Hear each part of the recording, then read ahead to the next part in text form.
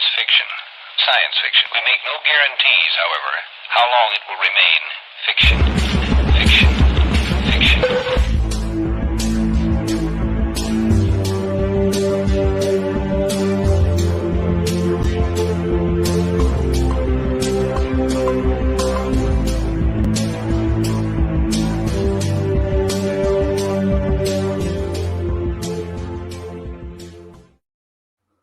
Extraterrestrial communication salutations, all you cognonauts out there, and welcome to Exofathom, the show that dares to explore the outside reaches of understanding. I am Nick, and I am joined, as always, by my two lovely co-hosts. Ayla, how are you?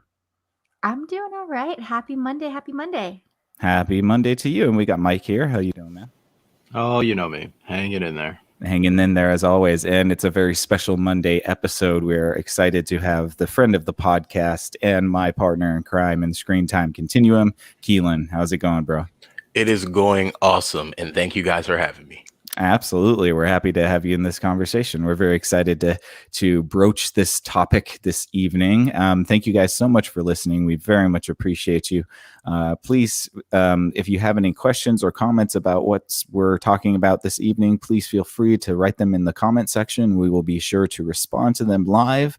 Other than that, we are getting into the concept of close encounters of the fifth kind. And this was really spurred by Ayla.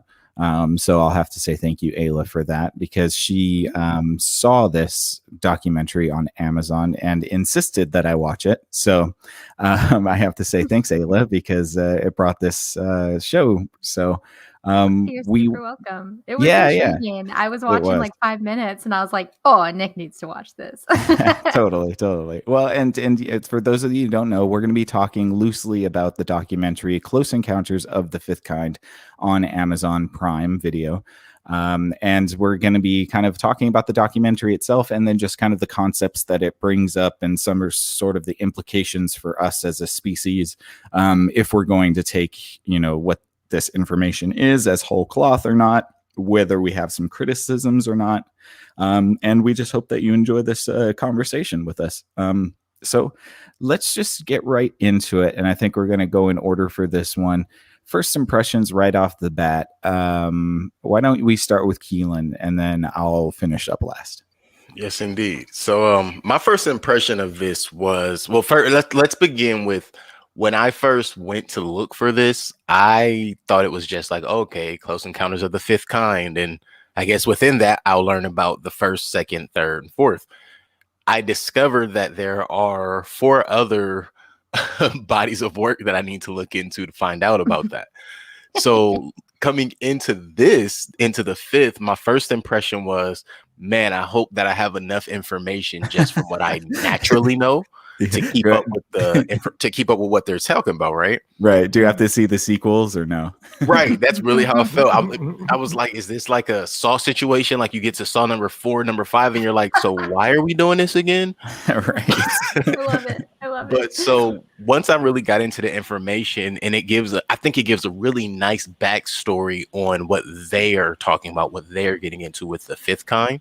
Mm-hmm. So my first impression was that the information, whether you believe it or not, it was thorough. Mm. Yeah, absolutely. Yeah, that's a great kind of point. I definitely felt that as well. Mike, what were your first impressions about the doc? Well, it definitely was well researched, felt like, or at least had well researched in California, because there was a lot of California clips in there. Right. Mm-hmm. Maybe we're just home to aliens or something. But it was entertaining, enjoyable. There's certain parts of it that kind of feel like they were pushing something, mm-hmm. like they were trying to sell me stuff, and that's okay. But the angle that they used to push it was definitely worth watching. I wasn't like bored halfway through, or wasn't like questioning the validity of what they were showing me. So. Yeah, I think that's fair. Sometimes we do have to suspend our disbelief, and I would agree with you guys. There are things that we can be, I think that we'll have to dedicate a little bit of this conversation to the criticisms that we have as well, so that we can be fair about our overall point of view about this. Ayla, what about you? Well, yeah, I thought it to just be a really fascinating film. First of all, the music was hella entertaining. I just remember like anytime they had like I'm just a fan of montages. Like anytime there's a movie where someone's getting really fit or preparing for a fight, there's that montage sequence. And that was ripe in this documentary. So I appreciated the what is it? What's the word? Cinematography. Yeah. Yeah. The way it was presented. But yeah, actually, I I know that this will probably come up as a criticism later on, but at the same time, I sort of loved the integration of meditation into all of this and just thinking about the past and ancient rituals and things like that, and just wondering, like it just was a wonderful consider this, whether it's true or not. It it gave me the warm and fuzzies at the end because I was just like, what if we are all ambassadors to the aliens out there through meditation? Like that's such a beautiful little idea. And so yeah, I've just been thinking about that lately, trying to meditate more and be like, yeah, what is meditating? What is consciousness? Yeah, and I Is think I'm interdimensional travel possible? Yeah. right, of course. Yeah, and I think that those are all really I think you all really have valid takes on this, and I do think that there is a little bit of trepidation to anything whenever they're trying to sell it as truth or fact.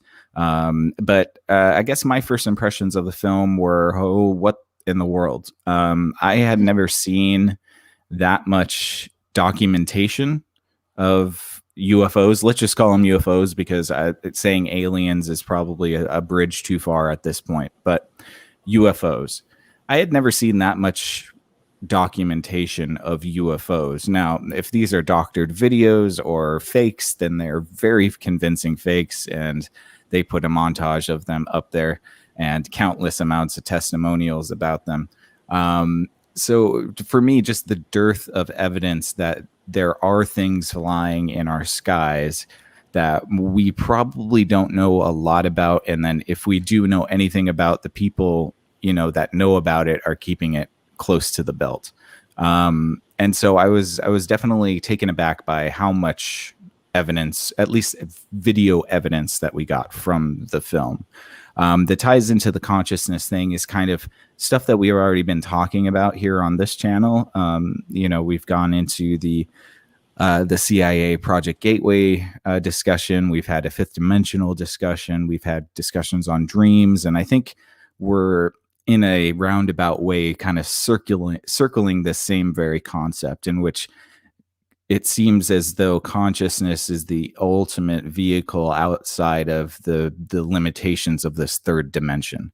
And if you're able to access that consciousness, then you can ascend to another dimension and perhaps commune with whatever entities are possibly there. Now we can get into the consciousness stuff definitely in a little bit, but I guess my next question for you guys is, and that's not really a question, but I want to open up the conversation, and we can start with Keelan. Is there anything that you wanted to address in particular that you just like, that's the one thing I really want to talk about first? I wouldn't say I have the my things that I want to talk about in any particular first to last type of a list. Okay. But one of the things I really wanted to hear you guys is like everybody's opinion on is the chronology of all of this, the timeline. So inside of this documentary, I'll call it that documentary, you have so many different times, and even when you're talking about just the Close Encounter series, so many different aspects and times come up. You have the 70s within talking through the research in this, you talk about the 90s, the 40s, the 50s, the 60s. How far back into history do you guys think this goes? And of course, this is much further than our century. I'm thinking ancient times, pyramids. Even before that, how far back do you think the foreign planet, I don't know what we call it, alien, I guess at that point still, I guess that's where alien is still valid. So how far back into alien history does it go? Because we know our history is short-sighted. Good question, Mike. Well, I mean, I think it goes as far back as we've been conscious, or maybe even like before we've been conscious, just animals doing our animal thing. Because I can imagine they would want to start to experiment on consciousness as soon as possible, especially if once you've like breached that higher dimensional plane. You want, it might be a human thing to want to explore, but I have a feeling that any intelligent life would want to explore this newfound realm, right? And start tinkering with other things that might be able to reach up to that realm. So I don't know if probably since recorded history, like the beginning of written history. Yeah. A quick question to the conscious part of history, for Mike. What do you think? Where do you think the conscious part of history is recorded? Because I don't think we get much of conscious history, if that makes sense. Yeah, I mean, you can start with like the burning bush, right? Like that might have been hallucinogenic that caused us to become just aware of things. I'm all down for like, what is it, the stoned monkey theory, or like the stoned ape idea, that we took some hallucinogenics and it tripped us into consciousness. But whenever that lever happened, or who knows, maybe it was the aliens, maybe they found a way to, or maybe it's these UFOs, maybe they found I guess you say aliens, maybe they were the first ones, because the documentary does talk about talking to aliens through consciousness. So maybe they're the ones to trigger it in animals. Maybe it was like a broadcast event and we're the only ones that picked it up or something. Ayla, what do you think? About the consciousness question, or going Both. back to Keelan's? Oh yeah. Yeah, I mean, I think it's interesting. One of the notes that I wrote down was that so much of the film focuses on orbs, so circular light balls in the air. And, it's funny because I've seen criticism of the film that says, that's a little bit grainy. And yet I've seen that. We saw that in our backyard. That's like exactly what we saw. Is it UFO? I mean, that's not what I think of when I think of a UFO. And it didn't really move around. It just went on a straight path, unlike some of these videos. But what I find interesting is that more recently, like 4 days ago, the Pentagon just confirmed that a video was real of a pyramid-shaped UFO. And it looks just like the orb, except it's a pyramid shape. And so it's kind of a circular response. But, my thing or my trepidation about believing in UFOs has always been the inconsistency, right? Some people see saucers, some see orbs, some see all kinds of things. And I just was like, well, that just has to be all hearsay. It can't all be true. I mean, in a Star Trek universe, it could totally be true. But what the movie talks about is that, well, if it's an orb looking thing, if it's just light, then it's still in between dimensions. It's kind of here, but it's not really here. And then when you start to see more particulars, I guess the idea is that like it's more here or something. But I just think when you look back into the history of all of this, you can start to see that some of the mythology that centers around beings that are not of this earth, gods and angels and things like that, you could also see the influence there of it being, these orbs and lights and things like that. So I think, like, yeah, the chronology, it could, and I mean, right, like space and time are things that are really, you have to be in a planet to conceive of it. Once you go beyond that, space-time starts to kind of dissipate a little bit, or when you get close to a black hole. So I think that like even us talking about this, the way it's presented, there might not even really be a past, right? It might just all be one. Yeah. Well, and that's I tend to agree with you, Ayla, for sure. And to also answer Keelan's question, I would say that all of the above from what these guys have said, for sure. It's weird to me that, and so this is where I think, at least for right now, I'm going to take my skeptic hat off and just play within the hypotheticals. And I think we're all doing that right now too. So, if this is hypothetically true, then I would reckon to say that if these are fifth dimensional beings that we're dealing with here, then they have existed for all of time, or at least are in a point of dimension where they can access all of time at once. So it would stand to reason that if these are fifth dimensional beings or higher dimensional beings, then they have access to all of time, and therefore they have probably, like Mike said, like Ayla said, have been around ever since the inception of humans, and probably before. I mean, I wouldn't be surprised if they're flying around with dinosaurs. That would be one hell of a Jurassic Park. But Cool. it would be, be a lot of fun. But yeah, I think that the implications are definitely there, because for so much of our history, we've had these mythologies about gods, about monsters, about things in the sky, wheels of fire that go through the sky. I mean, if it's true now, then it's probably been true forever. That's probably the way I would think about it. Keelan, where's your take on it? I'm right there with you guys as well. That's really how I felt the same. With something as in depth as, first off, we're talking telepathy, right? Then we're talking about interplanetary existence, and then we're talking about creation within a whole. So I would agree that it would have to be something that was there from the beginning. Maybe it evolved, maybe it developed in different ways through different entities. Like maybe we're the last, or maybe we're the first. Who knows? But I would agree, and that's why the consciousness comment that Mike made kind of sparked that next question, because that is really what I was thinking. Like it has to be a consciousness thing. We are all, that is what, if there's anything we all have in common, it is consciousness, whether it's humans and aliens, animals, plants. Consciousness is the one thing we all share. Yeah, definitely. You guys have anything else you want to add to Keelan's question before we move on to something else? Nothing? We're good? Well, if Mike doesn't, I sure do. Please, Ayla.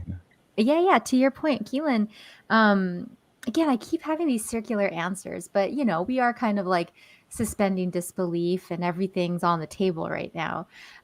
There's a woman, she has a dog that she's been teaching simple commands, so there's a button and it says door, and then she's taught him verbs like door go or outside go, and it can request things that it wants. There's like settle, which is like to snuggle.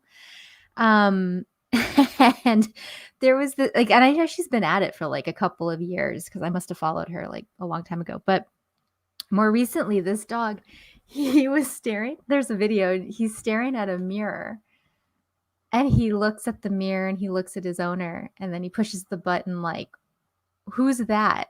And then she's like, "That's Bunny.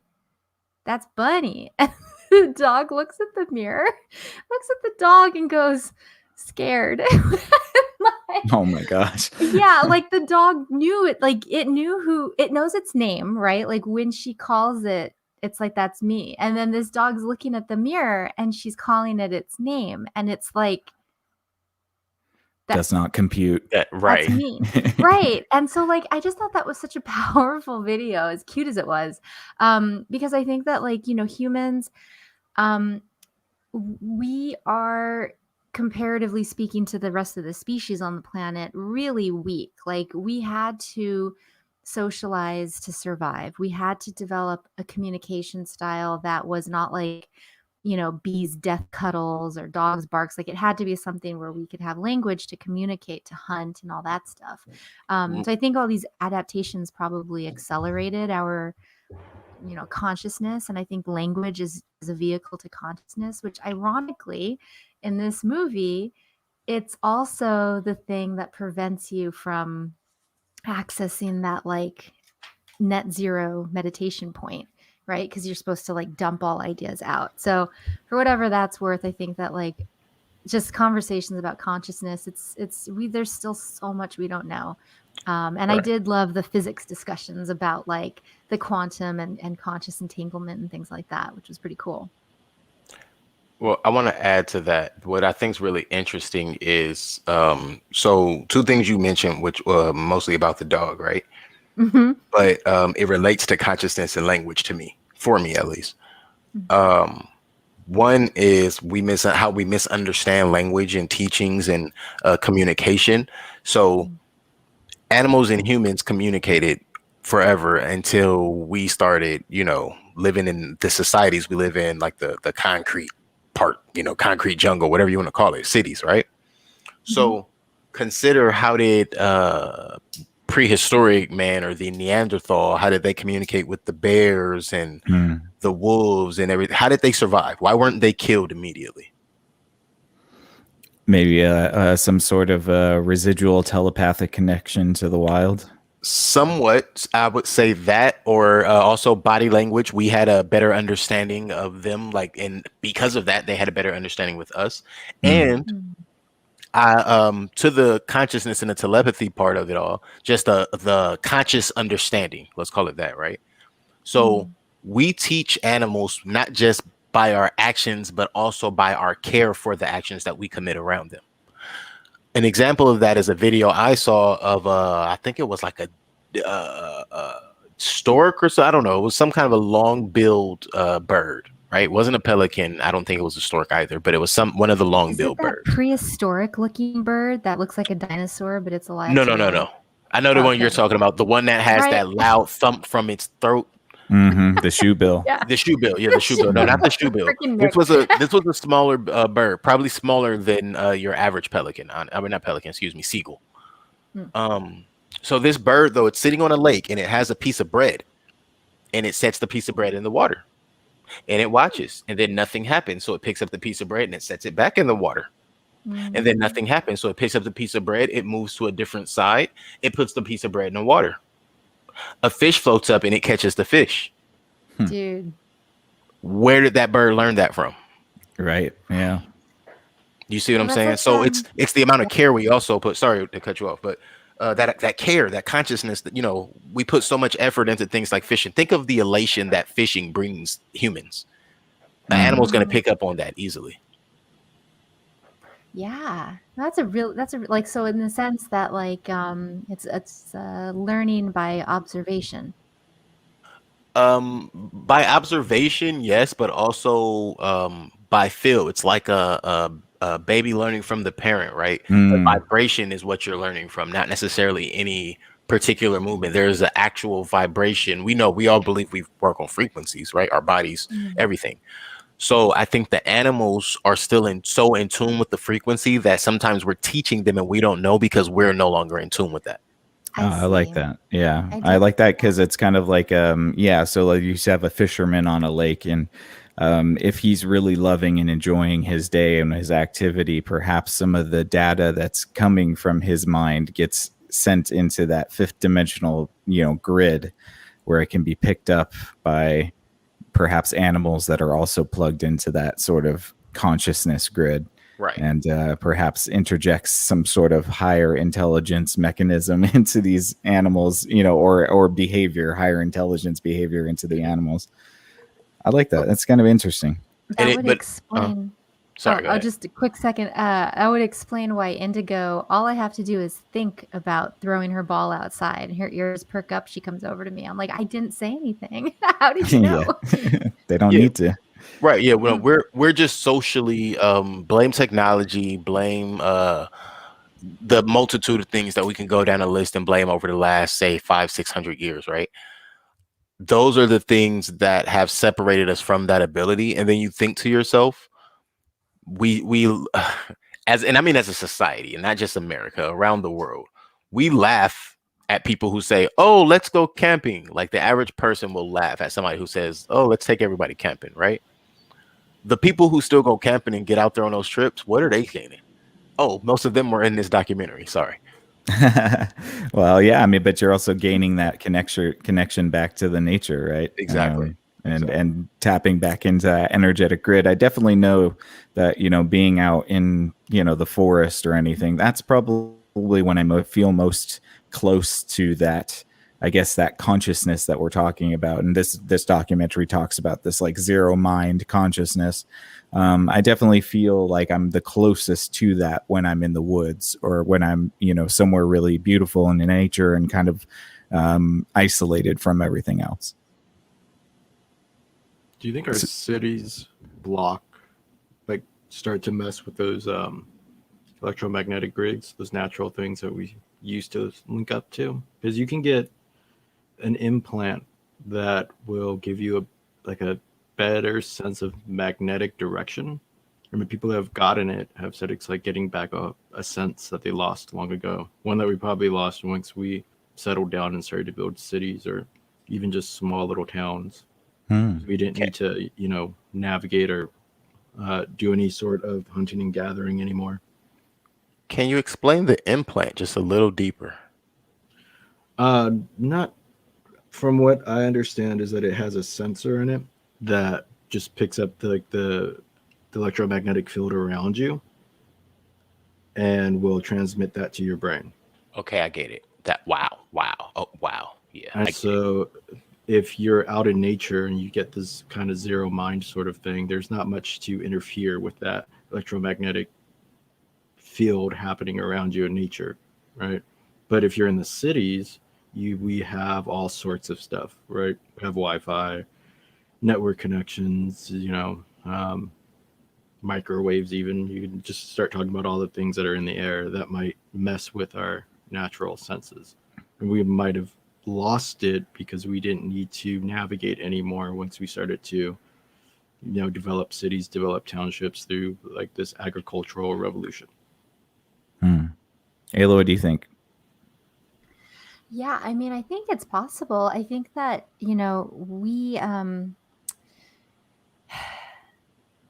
we are part of this earth. We're animals. And yet, we've put concrete over the earth.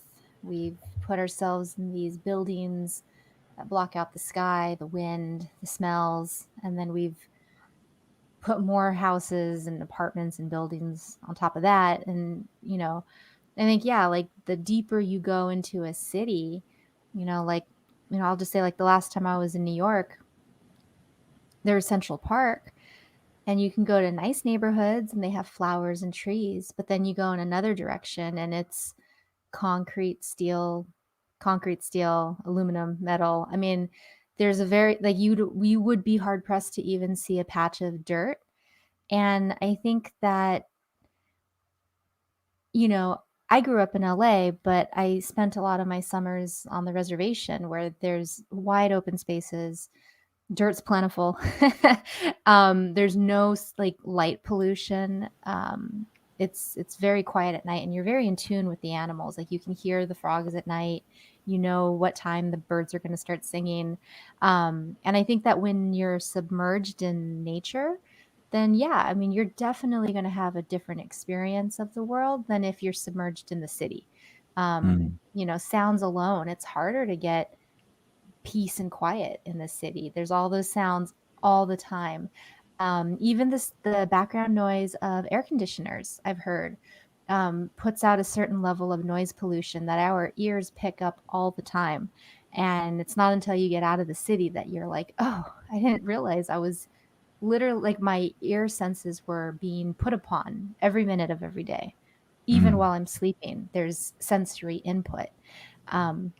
And I think with our brains, when you think about like a sensory deprivation tank, it's devoid of input. So yeah, I mean, I think there could be some more experimentation that could be done, in terms of like trying to measure how that changes just, our perceptions, our ability to meditate or go deeper into a level of brainwave consciousness. I mean, like I'm sure there's things we could measure, but it's also funny that we just haven't even really tried. I mean, like how many scientists are studying consciousness right now that also are like respectable too?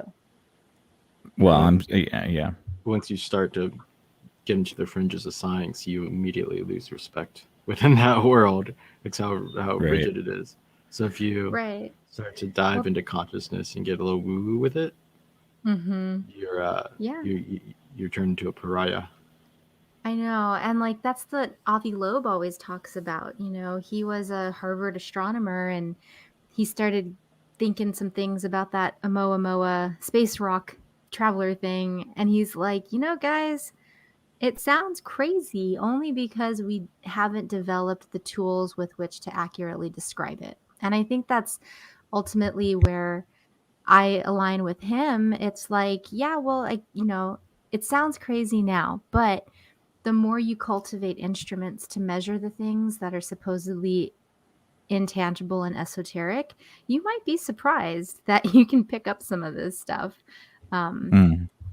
So yeah. Yeah. I mean, I definitely can see that. And to answer a little bit of Mike's question, I am not just going to be like, yes, I agree. But I kind of thought about this like, just an illustration of us being antennae, right? And so when you're in a city, you have multiple things that can activate the sort of like sympathetic resonance of your antenna, right? You have sirens, you'll have noises, you'll have other people, you'll have parties, you'll have music, you'll have so many stimuli that can just vibrate your little antenna all over the place. But then being closer to the nature, more of the isolation, and maybe it really is just about isolation and quiet. But I think that it only gives you the option to sort of have your antenna be interfered with by the resonant frequencies of the earth. And that's probably a lot easier to access or help you access that sort of no mind state. Keelan, what do you think? Yeah. Okay. If I'm being honest, what I think about just the whole being able to, not just to be able to communicate, but just the way it is discussed on the level with the aliens and everything, right? I don't think we actually understand it. I think we're still in, and I mean as a species, right? Not just as far as what we've studied. I don't think it's comprehensible to us yet.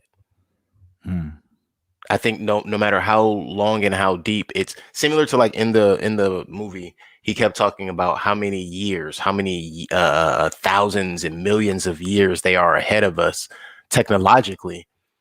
I don't think it's just a technology thing. I think it's similar to like lifespan for one thing, right? So consider we are all in our 30s. When we were in our teens, we couldn't have imagined half of the things we know today. And imagine if we were able to live to be 40,000 years old. What would we know at 32,000, at 35,000 that we don't know at 32 or at 35? I think it's that deep. Now, I don't know if that makes it incapable for us to be able to tap in on the level that we would like to outside of speculation. It just makes me more curious as to, similar to what Ayla was saying about the linear aspect of the time and consciousness. Like, is it a forward and back type of thing, or is it all around us, here and now and then type of a situation? Yeah, I get that for sure. Ayla, I sound like you wanted to add some stuff too. Oh yeah, I'm glad I didn't add it then, because it's very much in line with what Keelan is asking. How can we know, and how can we even be like, that's so far into the future? Like, it's very hard to fathom. And I think exofathom. Sorry. But what came to mind and what I wanted to share was that it's a little bit to what you were saying, Nick, about how, like, okay, so we go in nature and our antennas get a bit of a break. Maybe we can zoom in a little bit more. Well, there's some really interesting studies coming out of Stanford, and Dr. Andrew Huberman, he's got this podcast called the Huberman Lab, and it's an amazing podcast. It's all about neuroscience and olfactory bulbs in your brain. And basically he's an optometrist. So he does like studies eyes and the brain. But one of the things that he talked about more recently was how, and I pulled up a little bit of an excerpt here. So he's talking about studying the visual system. You start to realize that space, meaning physical space, not outer space, but physical space around you and your time perception, are linked. And when our focus is very narrow, time starts to feel thin sliced. So in the sense that, like, if you're really stressed out, you're working on your email, one of the things people have always said, and we've known this intuitively, just check out, take a walk, just go around the block. What you're actually also doing is you're taking that narrow focus on your screen, your 11-inch by 14-inch screen, and you're going outside, and suddenly your visual focus is much wider. There's a horizon. There's something 100, 200, 300 feet in front of you. And I've heard this before for medicine men, and I've heard this in other studies, but the simple feedback of your eyeballs registering something at a distance slows time down for you. And by slowing down time, we experience less stress. We can get that calm. We can widen not just our visual focus, but our brain's capacity to expand its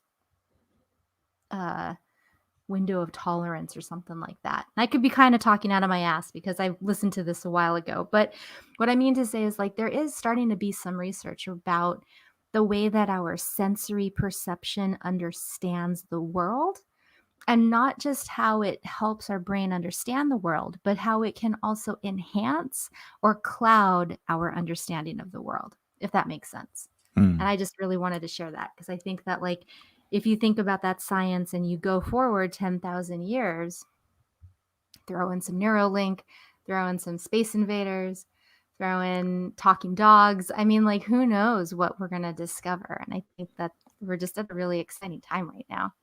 Right. Yeah. And if I may add, at the risk of sounding contradictory, I do believe in what you're talking about, Ayla, and what you're saying. And you're right. I do think these two things do ride on the same wavelength, so to speak.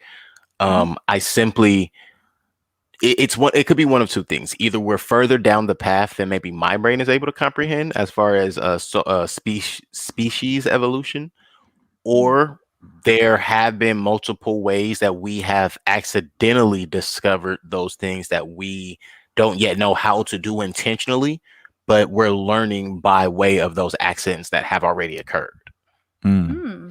Or perhaps the like the fisherman that inadvertently teaches the bird how to fish with bread. Perhaps these UFOs are inadvertently adding to the sort of unconscious grid to help lift consciousness. There you go. Mike, what do you got? You got some thoughts over there? Oh yeah. Go for it. So we're talking about consciousness in the fifth dimension, and time is irrelevant, right? So it doesn't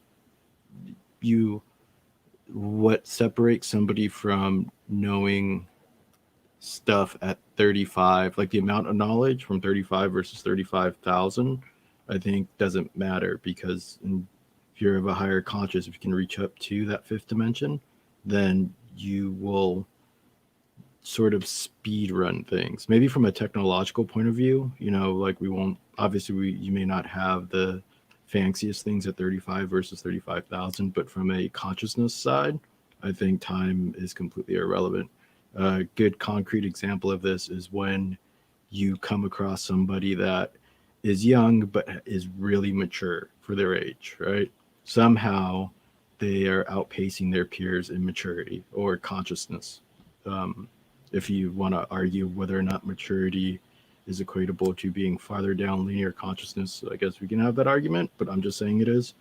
And then likewise, you can have somebody who's much older but acts completely immature, who is actually further back on the consciousness thing, if you want to lay it out linearly. So yeah, I like that. And so from that higher fifth level dimension, that time thing is irrelevant. And also, too, it may have not been the fisherman teaching the bird how to fish. It may have been the bird teaching the fisherman how to fish. Yeah, kind of this Ouroboros of the positive sort of feedback loop going on. Yep. And maybe humans were actually the first ones to reach up there, and aliens just had the machinery to do it reliably, right? Like if this is all accidental, what we found with respect to consciousness, maybe we were the first ones to do it, but aliens had the tools to tap into it reliably. And so now they sort of like need to owe us one and are trying to help us get there reliably. Yeah, I would definitely agree. I mean, I could see where it is interesting to kind of think of this concept as to like, where are we at in this, like Keelan said, in our level of evolution, like where is where are the humans? It seems like we're still pretty young, but it is kind of interesting that we have access to this ability as such a young species, at least relatively young to what might be considered a higher dimensional species. Might be along, civilization might be around longer for millions and millions of years. But it is interesting that we kind of, for as young as the human species is, we still have access to this point in which, civilizations that theoretically have been around for billions or millions of years are kind of playing in as well. It's kind of like, I don't know. It's kind of like you get the cheat codes a little bit too early in the game. And, now you're like, well, now I got all the God mode armor and, it's like, so it is interesting. Right. Yeah. I say $100 to be bored in 20 minutes. Right. Oh, but no, that was my thoughts on it. Yeah, no, that's fair enough. Ayla, do you got anything on that? Well, I was just going to add that in New York, they've been seeing way more, like in 2020, there was an increase in reports of UFOs. And they were talking about how, because everybody was staying home, there was a reduction in light pollution and people had more time to look upwards. So I think that's kind of interesting too in our evolvement as a species. It's been accelerating in the go, go, go trend. And then there was this abrupt stop.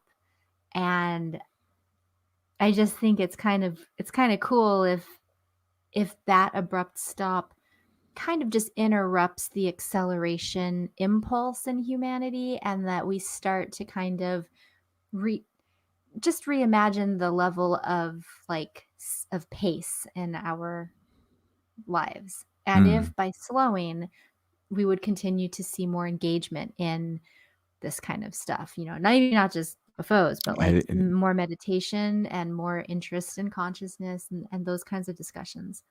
I mean, that would be incredibly hopeful. I hope that for some people it did. Definitely. I think that I could see that for sure. I don't know if the wheel will ever really stop, but I wanted to point out that we got Big Mike watching, and he says "old soul" in reference to this concept of somebody who's younger and perhaps more mature, or like Mike said, farther down the consciousness path.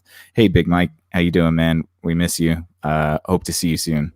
Definitely. Seriously. I see your little eyeball emojis. Yeah.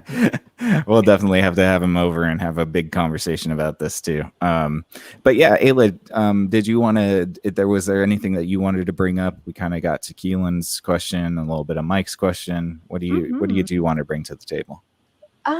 Let's see. I was making little notes and trying to see what we didn't talk about. One thing I kind of liked was the idea of reverse remote viewing.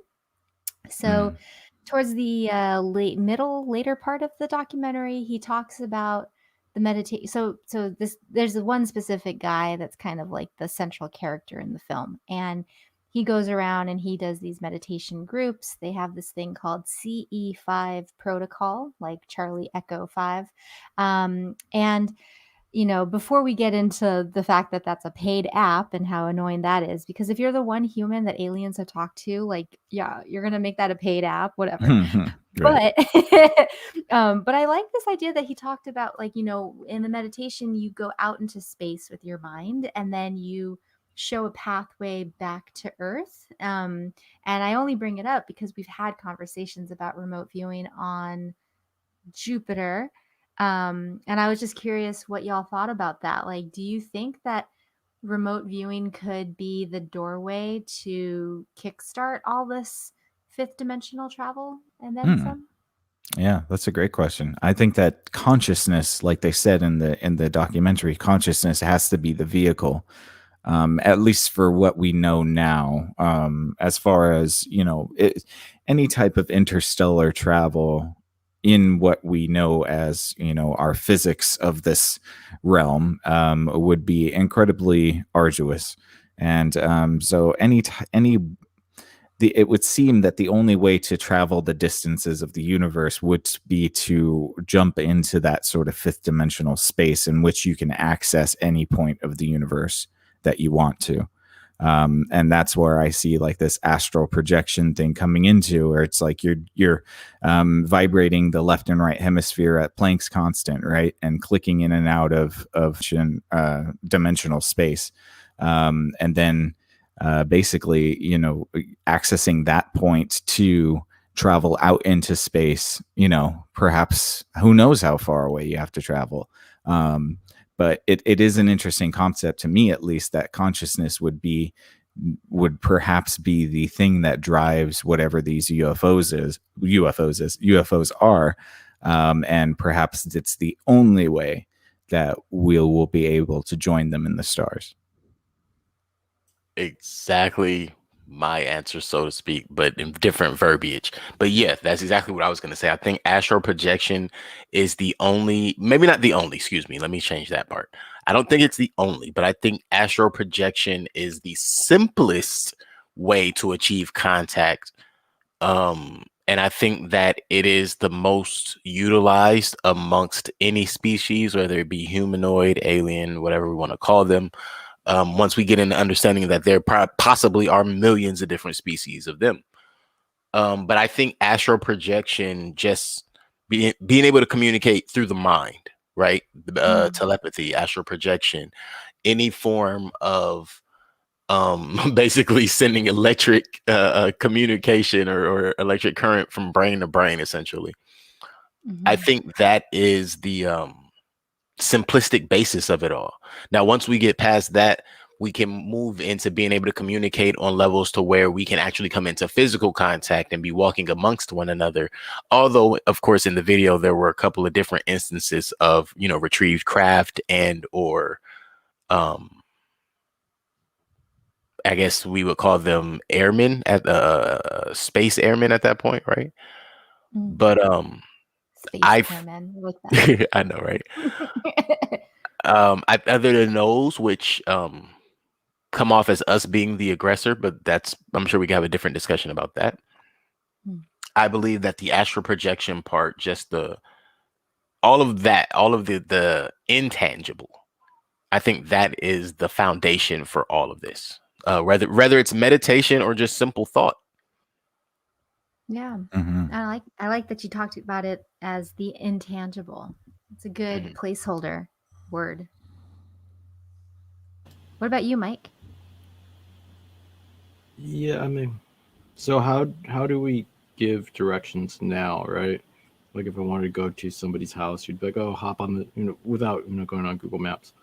It's been like, oh, hop on this freeway, get off at this exit, make a right at the stop sign, make a left at the school, drive 3 blocks, and then my house is the house with the blue door or something, right? And all of that creates different visualizations in your mind of what you could expect to see, which when you remote view, you're creating a visualization in your mind. And if you cookie crumb that out, it makes sense that they would be able to travel through that using consciousness or some sort of consciousness powered technology to get to those different points. What I find interesting, though, is that it has to be cookie crumbed. It can't just be like, well, I'm here on Earth. What do you mean you can't find Earth? Earth is right here. It's in this spot. What do you mean you don't know where it's at? I'm in the center of it. Yeah. I'm right here, man. Well, yeah, I like that you said that, because it reminds me of like that image of like kids in a clubhouse and before cell phones, the tin can with the string to another tin can. Like it's this. It feels like a very rudimentary first contact, if it is, but it's still pretty cool because when you were a kid and you had that tin can, you felt pretty awesome. Right. Be able to travel through there, through the string, and pop up on the other side of the tin can. Yeah, it would seem to me that definitely there's that perhaps the mind, at least something in our brains, is a very like there's something in our brains that's universal, and maybe perhaps it is the universe inside of our brains, but I think I know the answer to the universal part of the brain. It is the medulla oblongata. No, I Colonel had to. Sanders. I Mama said, absolutely had to. Mama said, I'm glad you did. Very good. I like it. But yeah, I mean, whether it is the medulla oblongata or the pineal gland or anything like that, it would seem like there's a tuning instrument in our brains that is either, I don't know, like perhaps it's probably not just specific to humans, like we've talked about a little bit in this conversation. Like it would seem to me that perhaps all life on this earth, or this planet at least, has something similar. But it is interesting to me because or I don't know whether or not dolphins are communicating with the aliens. Maybe they are.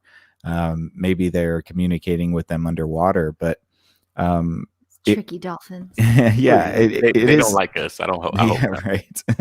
Right, exactly. They conspire against us. But it does seem to me that there is Simpsons like would have foretold it.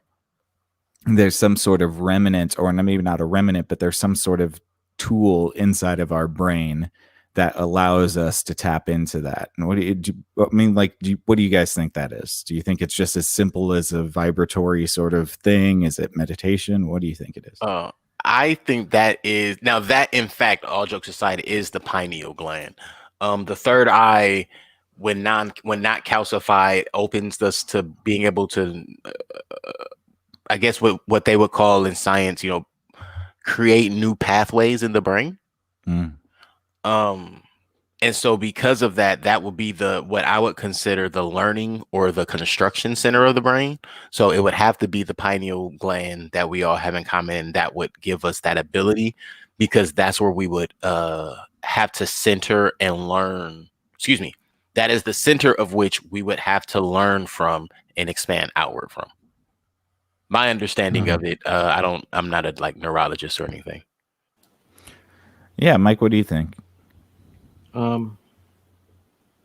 think the pineal gland may play a part in it for sure, but we may be, through meditation, developing a way for our brain to pick up those vibratory signals, right? Just like we have ears and eyes to pick up those inputs, and then those inputs go through, anything that you see goes through like 3 or 4 different centers of the brain, right? So the pineal gland probably does play a part in it, but I think through meditation, we're developing ways that maybe in a few generations of humans where we'll be stronger to reliably pick up on telepathy, to pick up on vibrations sent out by the brain, where we don't need verbal communication.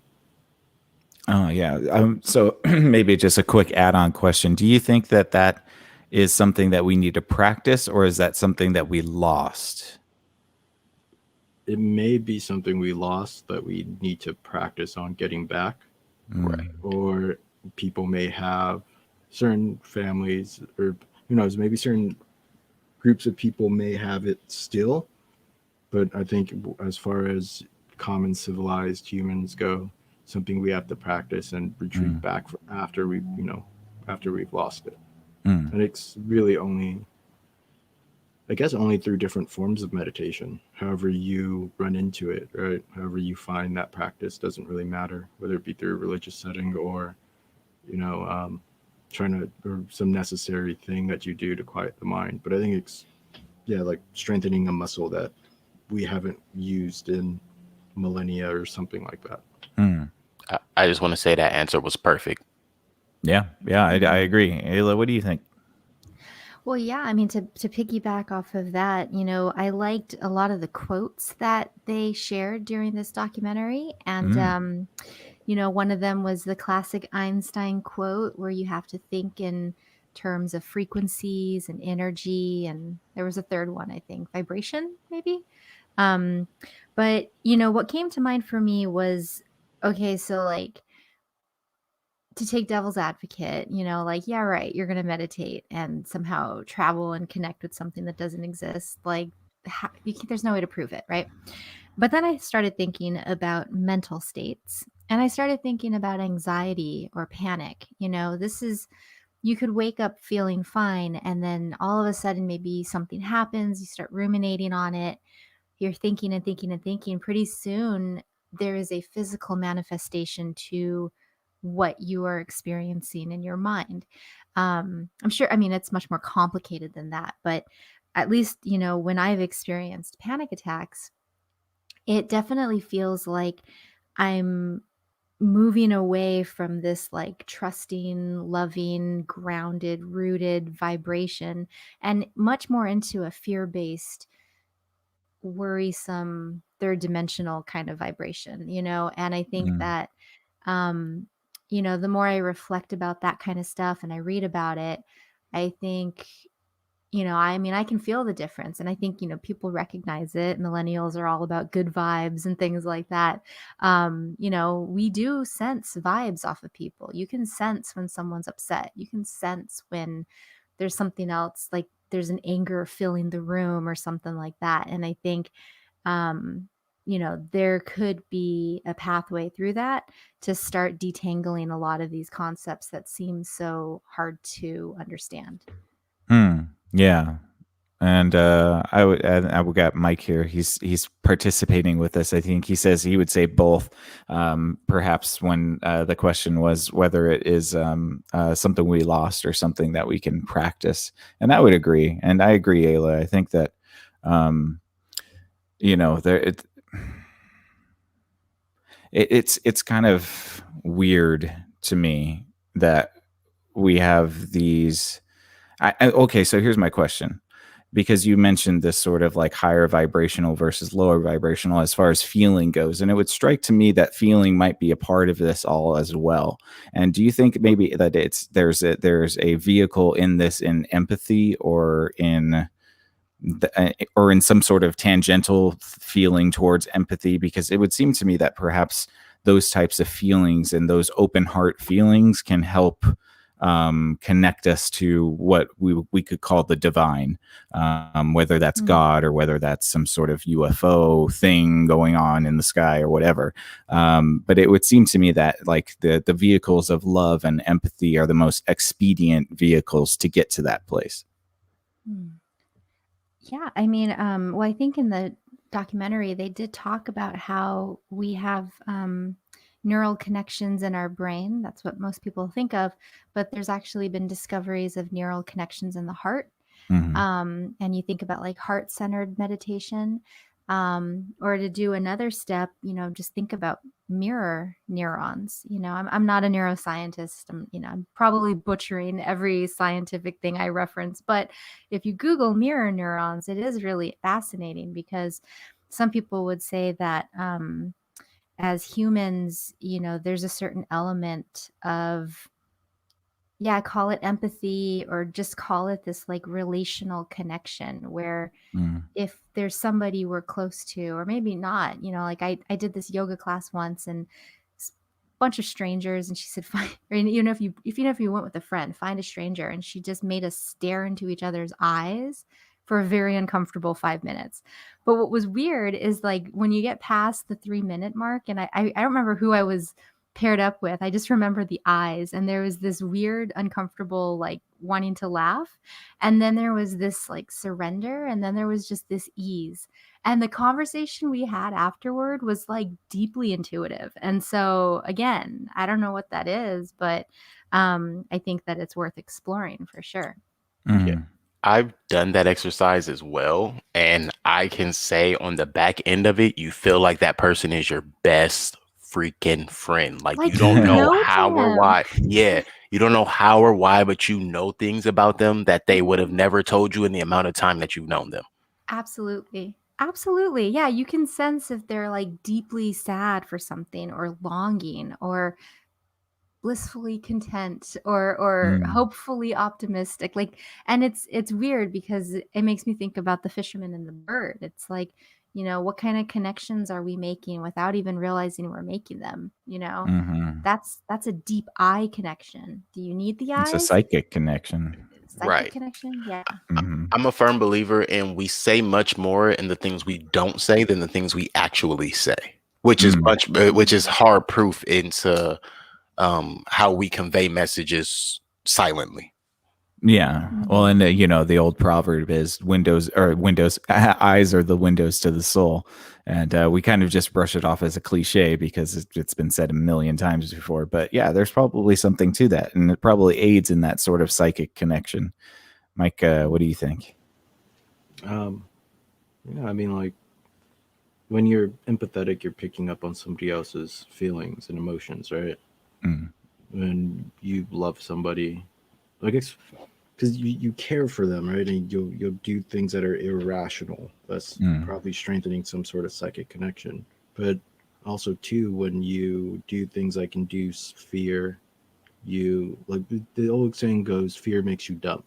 So the more you're afraid, the less you can think clearly. The less you can think clearly, the less effective you are at whatever you're doing. For example, anybody that's ever been shot at in a cityscape, right?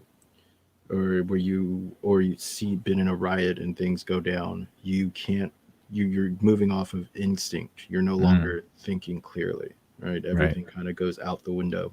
So there's are definitely vehicles for some sort of psychic level of communication.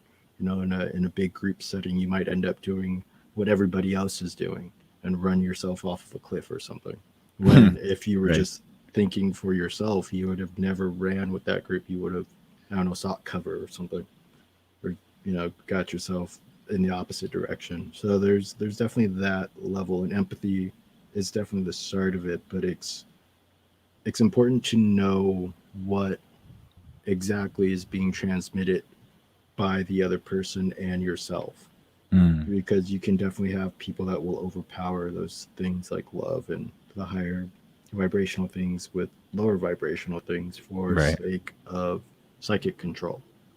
Yes, and then you get into the concept of psychic vampirism, definitely. Yes. Yeah, and I'm sure we've all experienced that in our lives before. But yeah, so I wanted to, I guess, bring this to the table, and really, this is kind of like the biggest for me, and this is assuming that, and we'll get to our criticisms after this, but assuming that we can suspend the disbelief here and take what we saw in this documentary for face value and wholesale. To me, the implications for humanity's existence are astounding. And maybe it's because for the longest time, and I've been deep in the UFO world for a decade now, a little bit over that, probably a lot over that, if I'm being honest. But, like I never really thought we'd ever get to the point where it's possible that we could have confirmed disclosure with alien contact. I always thought that, oh yeah, well, it happens in the movies, and yeah, there are some weird anomalies going on, and there might be unexplained phenomenon going on, but from where we are right now, especially this year, and especially with all of the things that have been coming up in the recent year about UFOs and stuff, I never really thought that we were on the precipice of finally knowing. And the concept of finally knowing has my head kind of in a spiral, because what are the implications for us as maybe not just humans, but a society, and even extrapolate that further out into the metaphysics of it all? What are these implications really? I mean, and I can think of things like, okay, so are aliens falling under the same umbrella as God? And we've had this conversation before. Do they believe in a different God than we do? What does this mean for the destiny of humanity? Now, we're very human centric because we're humans. If we find out that there's a neighborhood of billions of different entities around us, we kind of fail to be human centric. And I wonder what that means for us. And I would like to know what you guys' thoughts on that are, because it would seem to me that if this is all true, we're at the precipice of reality changing information. Well, I can say that I too did not really think, and this is going to be kind of I wouldn't say all over the place, but a bit of a time frame type of answer. Like there was a point where I never thought I agree. I would have agreed with exactly what you just said. I never would have thought that this is something that we could have seen in our lifetime or even heard of or even, jokingly been serious about. And I mean jokingly be serious about. But here we are, and what I can say is knowing I'm not surprised, one, because of the things that I do already know about us humans, and Mm. the one thing I wouldn't be surprised about is being lied to. Right. The next thing I wouldn't be surprised about is us being the aggressor. And the next thing I wouldn't be surprised about is certain class of humans or people being used as chattel, so to speak, aka test subjects, to find out exactly what it is that the aliens or these entities are coming here for. So none of it is too far-fetched for my understanding, whether they disclose it or not. In my opinion, we have enough proof whether they do or don't tell us, period. Mm. Yeah. Oh, and I think you touched on a really important aspect to the implications as well, which is this concept that they laid out in the beginning of the documentary about aliens or UFOs being spun narratively as a threat. Yes. And that can be very concerning as well, especially for the future of potential relationships we might have with extraterrestrials. Mike, what do you Right. think? And really quick Oh yeah, before go ahead, man. with all of that, and that is my exact point, is because there are two narratives, that for me lends to the proof that they exist, because you wouldn't Mhm. need multiple angles for something that doesn't exist. There's not Amen. there's not multiple angles on a lot of things in life. There's multiple angles on three things I can name off the top of my head. One, did we land on the moon? Two, is the earth flat? Three, do aliens exist? Yeah, we're definitely not. The military isn't coming out saying, "Yeah, we might think that Bigfoot exists." You know what I You mean? know? None of Yeah, that's coming out. Loch yeah, Ness, who cares? yeah. We got to fight against Bigfoot. They're the terror of the Pacific Northwest. Those Although, have although all been Hulu, captured already, so Oh, fair that's why they don't have to. Um, no, it's definitely a big piece of new information. Like I think as a species, we're gonna have a want to react in a certain way, but I think we should spend some time on reflecting. Like whenever you get new information, it gives you a chance to modify your knowledge base and modify your opinions on things and outlooks, right? Whether or not it breaks our notion of God, you know, it it made we may be able to come up with a new, not a new religion per se, but a way to explain it and keep everything within the thing, right? Like, or within that working framework of like free will. Free will might be a human thing only, and that's why the aliens don't like us. Maybe they don't have free will, so they can't be the aggressors, but we can. Hmm. So that still works in with the notion of God. I think humans will always be human centric because we love ourselves too much. I mean, we even now, that's one of like the big things that people espouse, right? Is self love. So Yeah. whether or not that gets into like a weird narcissistic thing at a species level, it probably does. But I wouldn't also be shocked, as like Keelan said, that there would be certain experiments happening with people here already, because humans experiment on each other anyways, right? Like we just look over at the CIA documents, Hmm. look at MK Ultra, look at them just dropping LSD and unknowing people's coffee. Yeah. It's a thing that we do to each other, so it makes sense that it's a thing that other intelligences would do. I mean, we might have even got it from there if we go back to the fisherman and fish example, right? Maybe they were experimenting on each other, and then we picked that up and started experimenting on ourselves. Um, but I don't think it would necessarily break people's minds if it's done in an honest way. And Mm. it could just be something as simple as like, look, yeah, we're your government. We're supposed to provide you some sort of safety, and we had no idea what to do with this piece of information because we've had the biggest stick on this planet forever.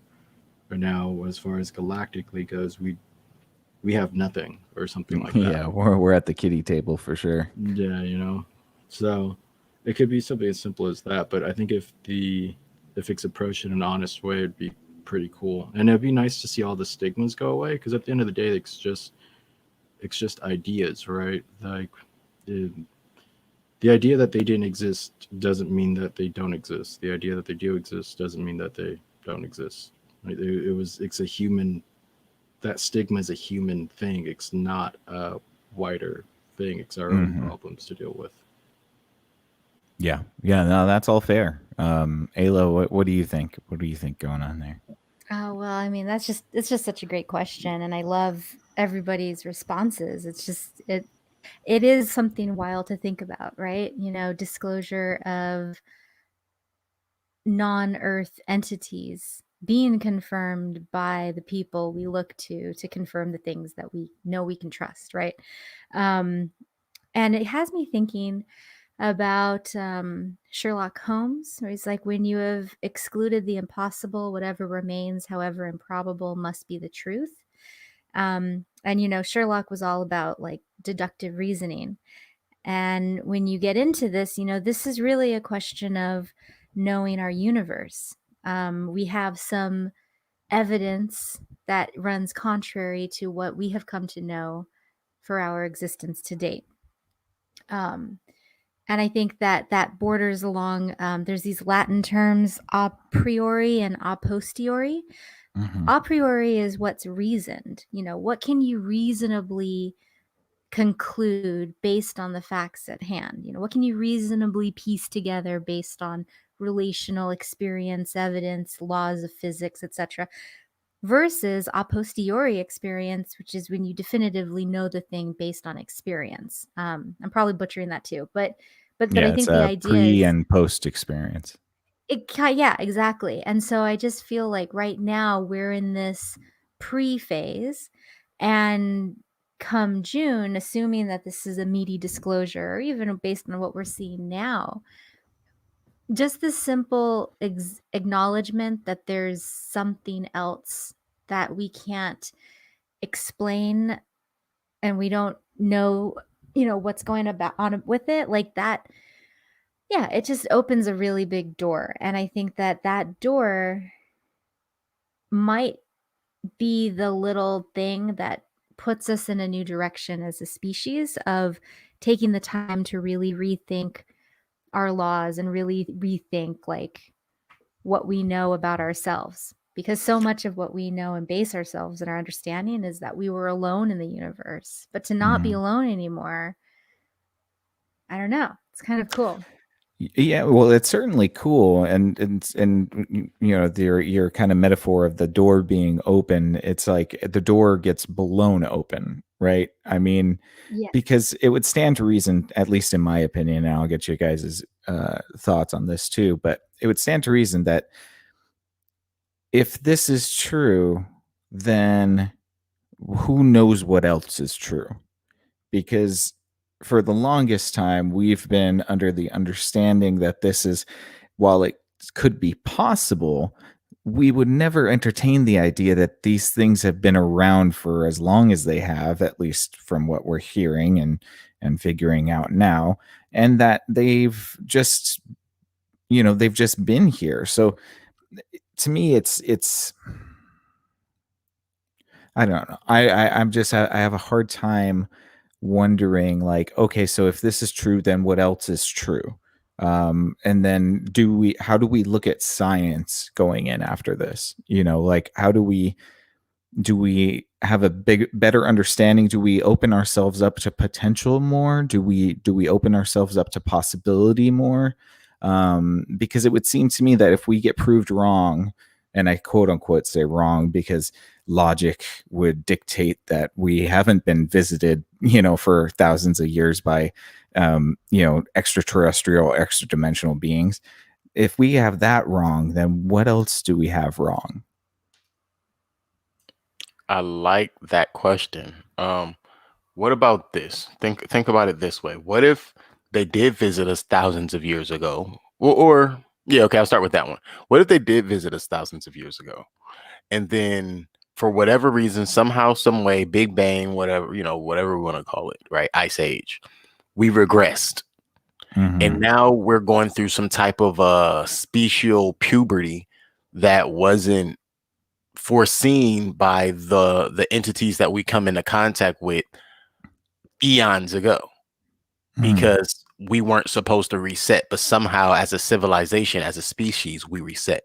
Yes. Or maybe not reset, but we were just born and we are as young as we think we are, and it's simply just the puberty portion of it all. And that's why we're learning what we're learning now, and partially why it's so hard to wrap our brains around it, because it's similar to like when you're growing up, right? Remember being 13, 14, the thought of getting married was, like a fairy tale thing. It was something you saw on TV and you heard about, but it wasn't really something that you thought was really what it is. But then you got to like 20 and you started looking at it like, whoa, I would never. And then you got to like 27 and it was like, ooh, I can't wait. And it's like, huh? Yeah. How did that? Like, you didn't see those stages coming, but that's what happened. Right. Speak for yourself on the whole thing. Hey, I said as a species. I said as a species. Okay, because I was going to say, it still sounds like the fairy tale to me. I don't even think they're real.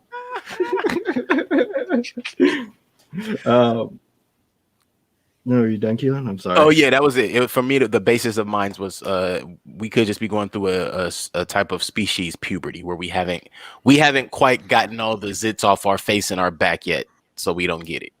Yeah, I mean, I could see that. Whenever we do cross that threshold, we become an adult species. I think it's important to reevaluate our assumptions, right? Not the things that we can prove through a scientific method or prove through through a scientific method of redoing the experiment over and over and over and getting the same result, but rather our assumptions, or the a priori things that we've built our experiments on, that might need to be reevaluated, and we should look at it in a honest, self-reflective way.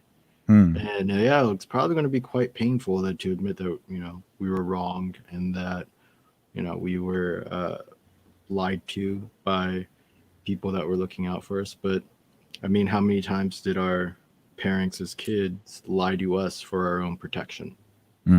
Right. So it's one of those growing pains like you're talking about, Keelan, that we probably just have to get past and be like, that was human history for that amount of time, and we were proven wrong. So now let's start over. And now that we have the truth, or better information, at least we can construct our reality in a healthier way. Yeah, and I think there's something to that too, because like if the concept of these things, whatever they are, they break our understanding of the fabric of reality itself. Exactly. And I think that's one of those things where I'm talking about these implications about things and where does this lead to, because it's like, well, all of our physics then are just in this base 3D model, and then once we get into a different model, it's all thrown out the window. And and like Mike is saying, it's a matter of how we treat that sort of potential, whether we have a positive perspective about that or a negative one. And I would like to think that we would have a positive one, a positive perspective on that. But I also do know that there are people that would cling to that older understanding of reality and perhaps reject the new one. Sure, but it might even be just like a localized view, right? We may not have to throw everything out the window. We may have been right, but only for our 3D model. Right. And then if we're humble enough, then we can get help on the 4 and 5D and the higher dimensional models with the help of these, extraterrestrials. They come into light that they do exist. But it is, you're right. Like it's going to take a certain amount of humbling in order to accept that fact. And the people that cling on to the old model will die out clinging on to the old model. And that will be the end of that, because we will know that the new model works. More efficient, possibly. Yeah. And with you saying that, I just wanted to add that they even discussed that slightly.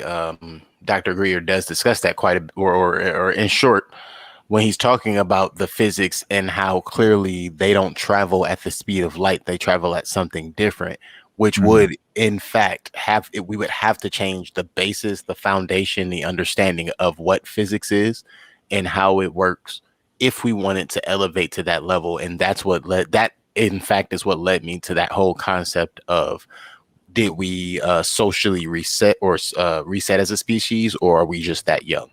And then there's this kind of commentary about how, we might have to bootstrap our openness in order to even be able to receive this information, right? Because, a closed mind won't receive any of this new information. So, yeah, it is very interesting that we might have to brace ourselves to be open-minded. It's kind of bizarre, right? You would Right. hope that just through living your life, you become gradually more open-minded. Yeah, you would think so. Ayla, what do you got? I know you got some thoughts about this. Oh yeah. Oh yeah. What I would appreciate is if you could repeat the question. I feel like this whole show, I everyone's asked know a you've been the question. last one, and I'm sorry. Yeah, and then I'm like, I'll go off on some tangent, and I'm like, and then you'll bring it back to the question, and I'm like, oh shit. No, you've been answering the questions. It's just that you're usually the last one, so it's a little bit harder. But no, I was just saying the concept of just like the fabric of reality having to be rewritten, and Mike's sort of critique that it has to be received when we hit that precipice. We have to receive it with an open mind and not with some sort of closed offness, because that's the only way that we're ever going to be able to, join the party per se. It's like if we don't evolve our openness to receive this new information, then we might not even be able to sit at the table. Galileo, man. I mean, like, the church was kind of like the top of the totem pole back in the day. And, when Galileo was talking about the possibility that the earth moves around the sun, you know, um, I forget who said this, but someone has a quote. It's like, prejudice is based on experience in the past. So you're right. Like, we absolutely need an open mind, and we need to be willing to stop clinging to the vestiges of the pre and embrace the post. If it's going to be a post alien world, or post UFO world, that's actually a really exciting time. That means that we can start to put money into investing in better telescopes, better observational technology. We might determine that there's higher activity in certain areas and work on mitigating light pollution there. We just landed on Mars, and I think today NASA had its first little Wright brothers thing where they had their little helicopter rover like fly and then land. And so if you put telescopes out there, and maybe they're doing time, what is it, slow time captures, where you're just taking a picture of the universe and you're better able to capture the Oumuamua or the orbs. And maybe there it doesn't look like an orb. Maybe it's more observable. So I do think that like keeping an open mind for sure is going to be the best way to be able for our human minds to understand this. And Mhm. I think I say human mind because from the Avi Loeb lectures that I watched, he often goes back to this idea about how the laws of nature that we find on Earth seem somehow to apply all the way out to the edge of the universe. Um, we think of it how it could be a chaotic and disorganized universe, but so often it obeys a set of laws, even as far as you go out. Mhm. So, that could be us humans trying to name something that is truly unnameable, but we're just observing and having like a confirmation bias within our little, closed system. Mhm. And then maybe, if you take logic out of it, you discover something else. And maybe that's the secret of the universe. I don't know. But I do know that there is a tension between like thought and science, and that's always been what's observable. That's always been, you know, things that are based in scientific analysis, which is based in observation and logic. And so whether or not we see a departure of that or a application of that to this new scenario, these new facts, that's really going to be the two different directions we go in. And I mentioned that too, because the end of this documentary, like Keelan was saying, does have a little bit of a culty vibe.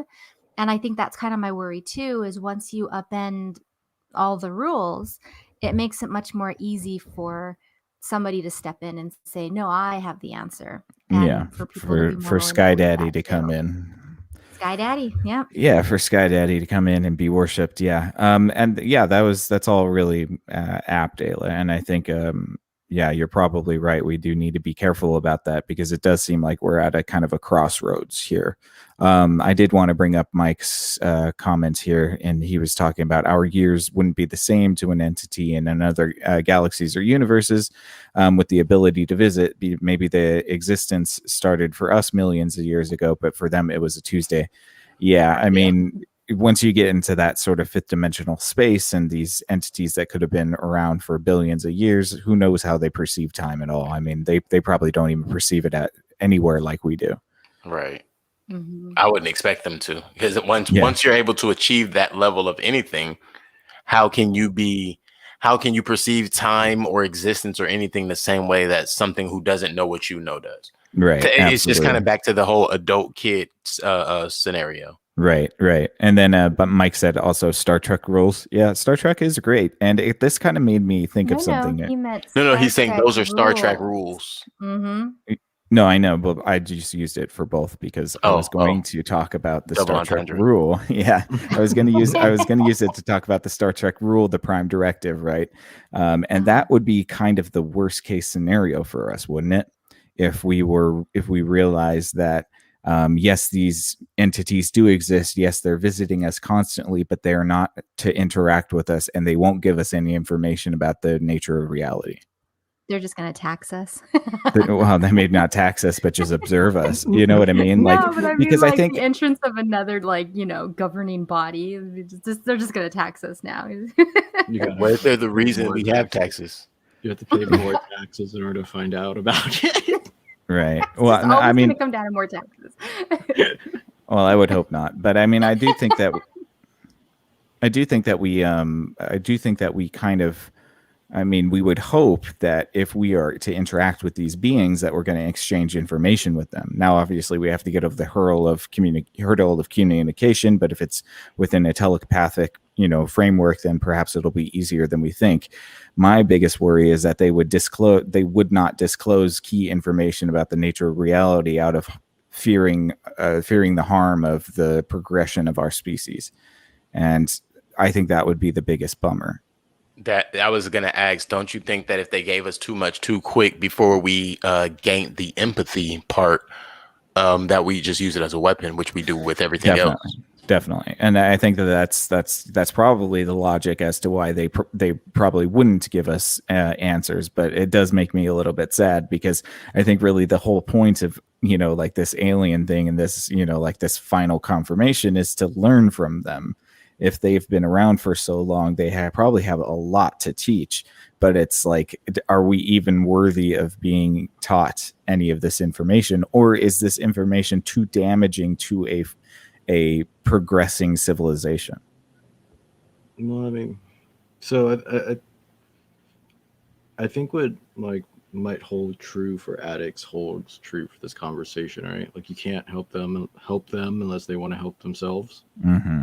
So if we are kind of stuck in greed and war and just want to do that all the time, why even say, the old saying was that you don't cast pearls before swine, that sort of thing.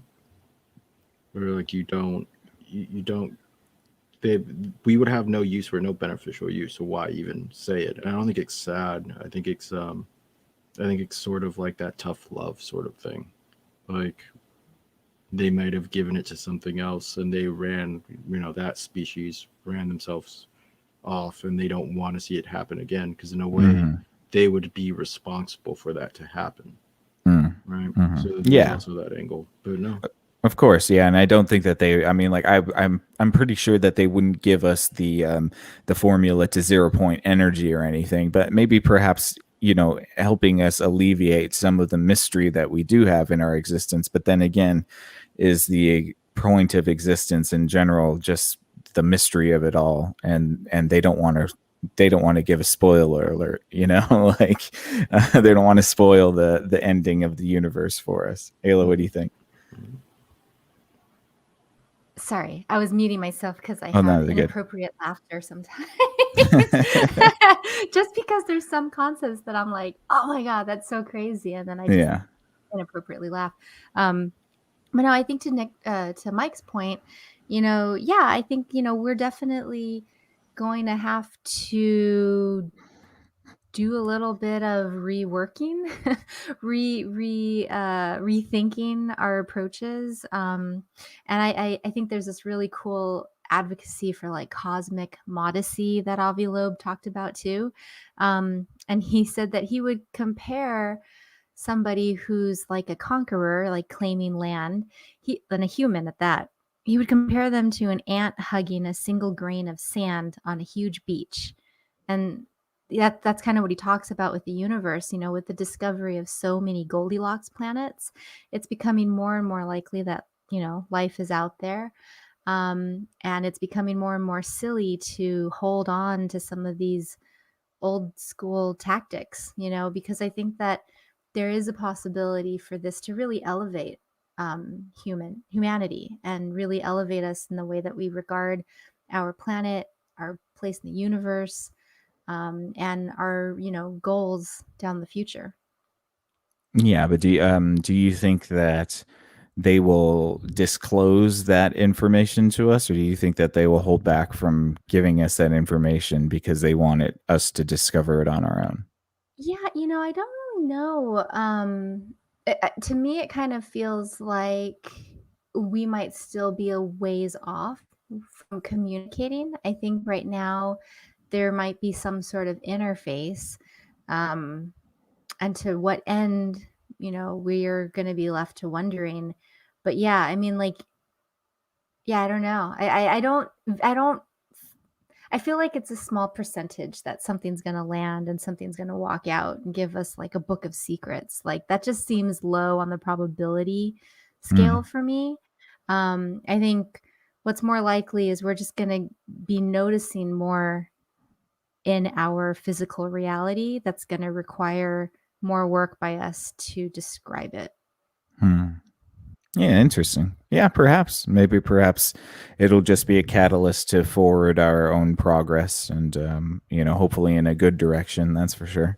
But yeah, okay. So we can probably get into the criticism stuff if you guys want, unless you have other points that you wanted to bring up. I do have one. Yeah, go for it. What we were talking about before. Please. Yeah. So like when in class and you're helping somebody, like if you're a tutor, you're helping them with their homework, right? You don't give them the answers to all the problems. Right. But you try to aid them in the way that they can solve that problem. You try to get that to stick. So maybe they might not be like a book of secrets, but they might help us with our homework. Right. Yeah. And that I would be okay with, to be honest. Like, I don't necessarily need like, I don't think that we should have just the answers, because you're right. Like, if you just have the answers with none of the work, then you only have half of the equation, right? So yeah, but it would be nice to have somebody like looking over our shoulders and be like, oh, don't forget that part. You know what I mean? Or like, just kind of nudging us in the right direction, without, I guess, doing our homework for us. But yeah, okay. So, this has been a lot of fun. And I think that there's some crazy, fun implications and all of this speculation going on that we're doing here, but we want to give this a fair shake. We were trying to be as objective as possible. So let's get into some of the criticisms that we might have for this concept and for the documentary in general. Now, I will say, just for my piece right off the top, I don't necessarily have criticisms about the concept, because there's something that rings true, at least for me, and at least in my experience, there's something that I know is correct about the information that is being presented to us. Now, the modality of whether or of how to access that information, the sort of integration of a pay model, and perhaps this, my biggest critique, which would be this barrier to entry, which is like, oh, you don't have a pure enough heart, therefore you can't communicate with the aliens. I think that that's a caustic sort of attitude to hold. I think that nobody should be forsaken from the divine. And I think that that's, for me, my biggest criticism was that notion that, like, oh, if you just have a pure heart and you meditate and you get to this point of Zen-like Buddhistness, then you can connect with the aliens. But, you know, like, that's, how easy is that for an everyday person? Probably pretty difficult. And so I do kind of have a little bit of trepidation about somebody who puts that barrier of entry to access this information. Keelan, what about you? What criticisms do you have about the information here? Definitely the pay barrier, but we know I have an issue with that pretty much in all walks of life. I just feel like, especially information, most information should definitely be free, unless, and I really believe this part, the only time you should be charging for information is information that people can go out and get on their own through, like, say, life experience, like building businesses, things like that. Now, yeah, you should pay for that kind of stuff. And that's really just so someone can, like we're talking about with this, and like we're asking with this, from a special rising mental status, you know, I feel those things should definitely be handled differently. So that I agree with that criticism. Another criticism I personally have is just some things were made a little too personable, too much like, you know, when I was 9 years old and I walked down the stairs, my dad left his shoes, and that's how I had my first broken bone. I broke my ankle. Like, hey, that was very specific to you and you only. Can everybody have that experience? I'm not quite sure. Right. So that was one thing for me. And especially with the concept of superfluidity being a part of this, and having that exact same notion of the, oh, but I had this particular experience. Well, how do we connect those two things within one experience? Yeah, there does seem to be a little bit of ego going on with it too, right? It's this concept of like, oh, I'm such this type of person that I can have direct contact with these aliens, and that puts me above the rest of you. And I think that that's a dangerous sort of attitude to have about things like this. But yeah, I definitely see that. Mike? Well, sorry. Really quick. No, it's fine. Yes. I was just going to say the last thing with that is, I think very fast with that type of an attitude, being in Greer's position, you can be turned into, I forgot her name just that fast. Call me now for your free tarot card reading. Oh, Miss Cleo. Miss Cleo. There you go. Yeah. You can get put in the Miss Cleo box very fast, Right. when you begin to offend people and be careless with your ego. No, I mean, I share similar critiques to both of you. Like, that gatekeeping thing feels a little silly. Plus, I don't like when other people establish protocols for my communication with a otherworldly being. Like, those are your protocols for your established connection. What if I want to try to make my own I see it like having like a pen pal, right? You just have a pen pal with something on some other galaxy or something like that. But there shouldn't be like, you have to go through these things and have this state of mind. Like you said, like the pure of heart thing. What does it mean to be pure of heart for extraterrestrials? What does that even mean for humans, right? Like, I don't know if I've ever met somebody that's pure of heart. So, you know, like, we might all be doomed. Right? Yeah, no, we're all screwed. But luckily, it only takes 1%. And that's the other weird thing too. You start to hint at this notion of like the 1%, and this could be me conflating those two random things. You know, the 1% of the elite, and then the 1% of the enlightened. and Mhm. maybe they're I'm there supposed, with you. like they're supposed to be coalesced, or they're supposed to be the same thing, or something like that. But that that also too was a little bit iffy to me, right? Only because we're not like quantum particles either. I think we're a little, hopefully, we're a little bit more complex than that. Um, but two, and then like the app, is there like an alien just holding on to the app, just like looking, scrolling through it, waiting for Yeah, his it's like random Lyft. Yeah. You just have UFOs like looking at their phone, like, all right, oh, I got a meeting. All right, cool. Yep. Okay, well, It's lined up. at the risk, Mike, I don't want to make you lose your train of thought, but I do want to throw in with the whole 1%, the energy, or excuse me, the 1% meditational transferal. That reminded me heavily of large events like Super Bowl, New Year's Eve, et cetera, and Mhm. the energy transferal that some of us believe the 1% conduct with events of that nature. And what if those two things somehow were correlated? And if you were able to get, like they're suggesting, enough energy or enough thoughts to be on that same wavelength, similar to they do with those big type of events, that could be what the app is for. Yeah, that would make sense because you need some sort of mechanism to be shared, right? Like Mm. for the Super Bowl, for those big events, you have people observing the event. With this meditation, it seems to be done by yourself unless you have that app. Right. So that might Exactly. be, yeah, that might be that energy transfer. But it might be, it may be better just to do like have some channel on YouTube where everybody starts to post up their meditations, or like live streaming meditations or something like that, because then it would be Yeah. in the similar vein and you wouldn't have to pay for it, right?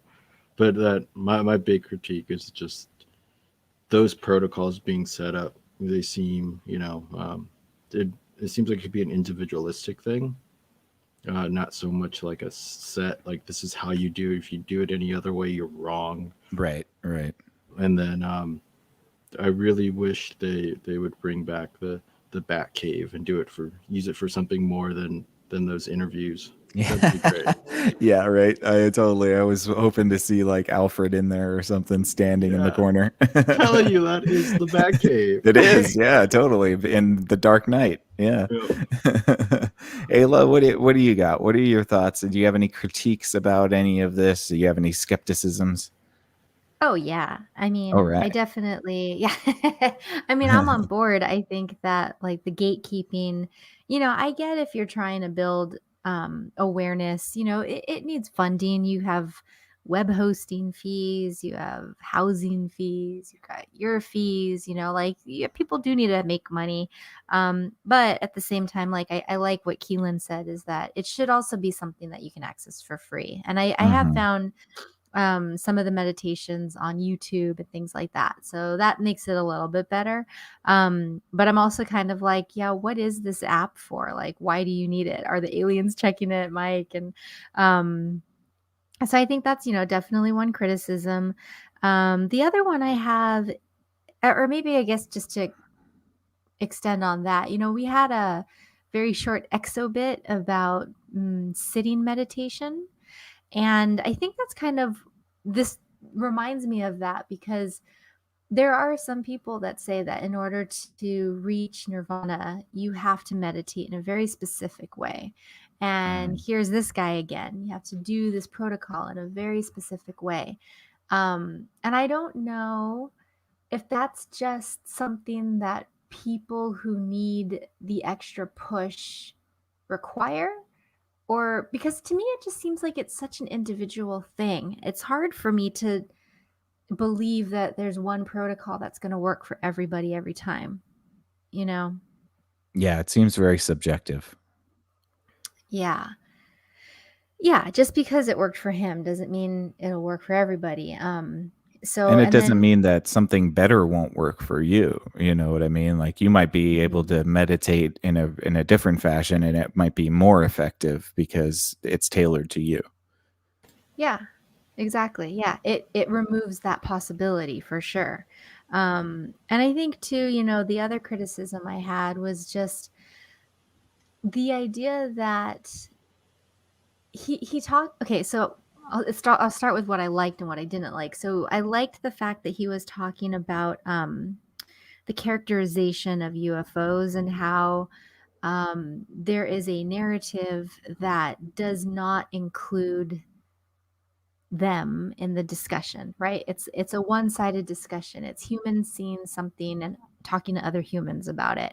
And Mhm. so I think my criticism comes in where it's like, well, who is he as a human to say this is what the aliens said to me and this is what the Mm. aliens are saying, you know? And I think that like that always raises my heckles a little bit, you know, same with people who, you know, say they can like, you know, see the future or something like that. Like I don't understand how, why you, is it real? Like, are you sure? Like, isn't it filtered by flawed people? I don't know. I mean, why would they need to talk through him? Why couldn't they Mm. just, I don't know, put a banner out in the clouds or something like that? You know, like there's got to be other ways if they really do want to communicate. And I don't know. I think that's kind Yeah. of where my mind stopped kind of like chewing on it a little bit.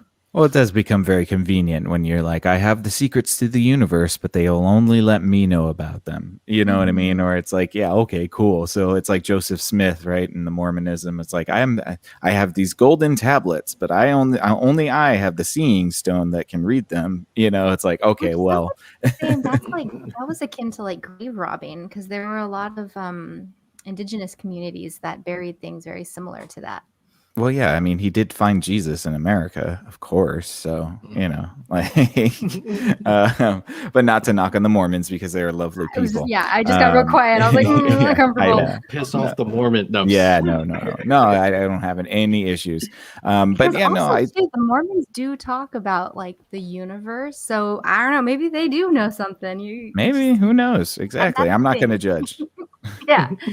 But we'll make jokes. Yeah, we'll make jokes. Everybody gets it. Yeah. So I mean, yeah, I think that those are pretty valid, critiques. I think that you should always be skeptical of somebody who claims to have the answers. I do think that you should be skeptical of somebody who might be gatekeeping information for sure. But to me there's more that outweighs. I think that there's more potentially interesting ideas that outweigh the things that I was critical of. So overall I was quite impressed by the information that I received. And if for all that's said and done, I really want this to be true. I mean, like, then perhaps that's my own bias speaking, and that's why I'm allowing myself to swallow this information more. But I mean, like, I wouldn't mind if most of this information was in fact accurate. I mean, yeah. I don't think we have a choice. We don't have a say, right? No, It's, we certainly don't. Yeah, it's either true or not. That's all Right. it is. Yeah, I- I mean, I- I think I was saying like I'm taking the Fox Mulder approach. Is like I want to believe it. Right. Yeah. Okay. Nice. I'm on Yeah, the and same I was right. I'm thinking the same thing. I wouldn't mind if any of this were true. I don't think it would affect us as much as the lore tells us it would, if that makes sense, right? Mhm. But I do think the things that it will change will drastically change again, back to I think what is now the key of this entire conversation and this movie, perception. Mm. Those are the things. Once our perceptions shift, I think then we're not even worried about true and false. We're simply worried about the source. Where is this information coming from? And then I'll perceive it my own way. Something we haven't managed to do with politics quite well, but who knows? Who knows? So, hopefully, we don't have some alien news network. Oh, 2 alien man. news networks. Yeah.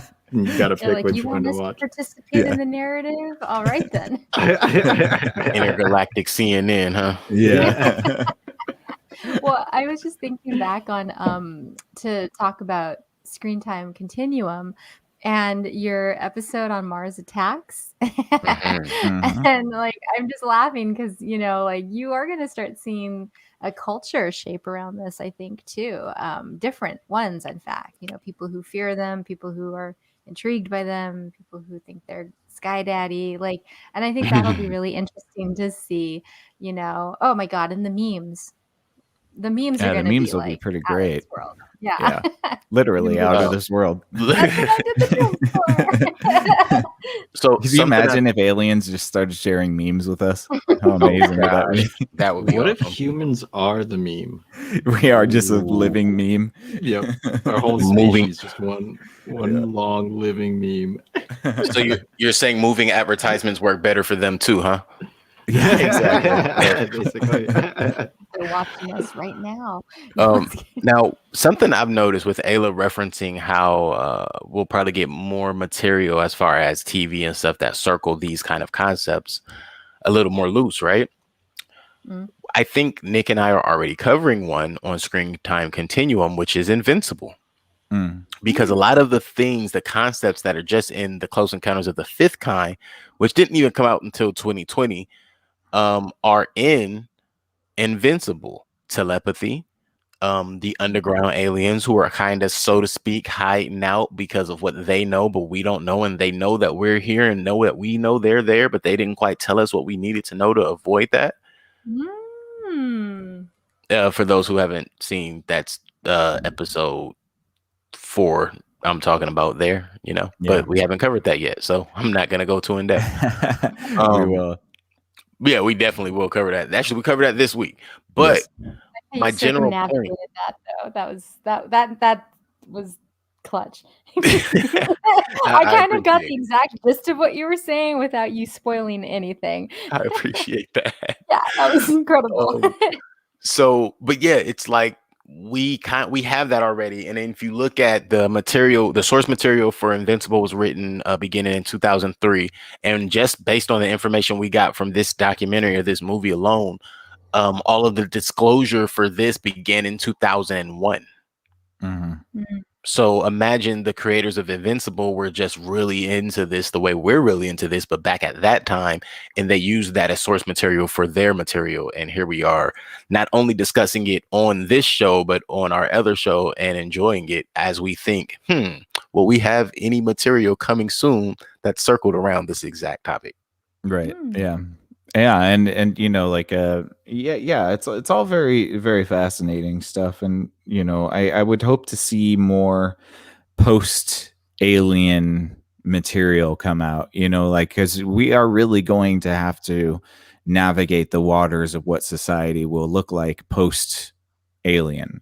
And just like the Invincible covers the concept of what society is like post superhero. Once we find out that superheroes are just everywhere, it is going to be interesting to see how we have to start to mold society into integrating this new species into our reality. What do you think alien Hollywood would look like? You think they have movies? Man, their movies would be like 4-dimensional experiences. You know what I mean? What if they're just really boring? They're like, yeah, we don't even dialogue. Yeah, maybe they come to Earth to watch our movies. Maybe. We're the entertainment center of the universe. Why not? I mean, I haven't seen them put a movie on yet. Come on. Right? Yeah, sure. Well, cool. Do you guys have anything else before we wrap up? I think that's pretty much it for me. This was a great, fine, good job, Ayla. Yes. Thank you. My mind is blown. I am definitely going back to watch all of them. Mm-hmm. So if you guys cover the other ones, I am more than open to coming back. I'm going to cover them. I'm going to watch them soon so that when you guys if you guys are ever doing those, I am prepared and aptly in depth. Awesome information.